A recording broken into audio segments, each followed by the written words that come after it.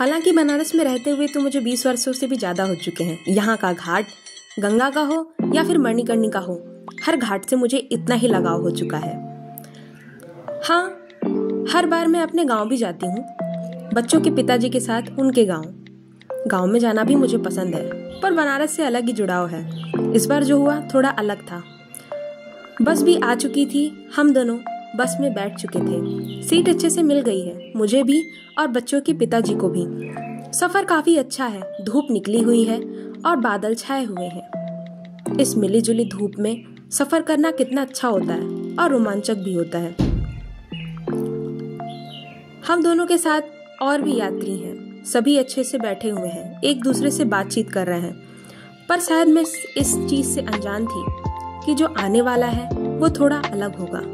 शायद इस चीज से थोड़ा अनजान भी थी कि मेरे साथ जो घटना होने वाली है वो यूं कहानी में बदलने वाली है। हम दोनों अपने गांव के करीब पहुंच चुके थे। दूरी लगभग 1 घंटे की रही होगी। मैं और बच्चों के पिताजी दोनों बस स्टॉप पर रुक गए थे। बस स्टॉप से हमारा घर थोड़ा दूर है, तो हमने एक जगह रुक करके यहाँ से एक बाइक सवार के साथ जाने का फैसला लिया, जो कि बच्चों के पिताजी का शायद परिचय का था। रात काफी सुनसान थी और बच्चों के पिताजी के दोस्त ने मुझे दूसरे जगह पर ले जाकर के छोड़ दिया था। वहां से घर का काफी नजदीक रास्ता था, इसीलिए मैं अकेली बैठी हुई सिर्फ उनका इंतजार कर रही थी कि वो कब शिफ्ट लगाता है और उनको यहाँ छोड़ करके जाता है। हालांकि रात काफी लंबी थी और तन्हा भी थी। सामने मंदिर में एक दिया टिमटिमा सा रहा था। लगता था कि शायद इसका तेल अब खत्म होगा या तब खत्म होगा। पता नहीं इसमें तेल और कितनी देर का बचा हुआ है। सिर्फ मंदिर का वही एक दिया था जो यहाँ पर रहने की मेरी उम्मीद का सहारा था। वो कब आएंगे, सिर्फ यही सोच रही थी।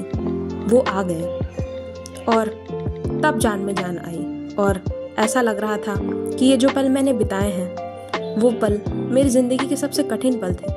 पता नहीं क्यों, पर ऐसा एहसास बार बार होता था कि शायद मेरे अलावा यहाँ पर और भी कोई था।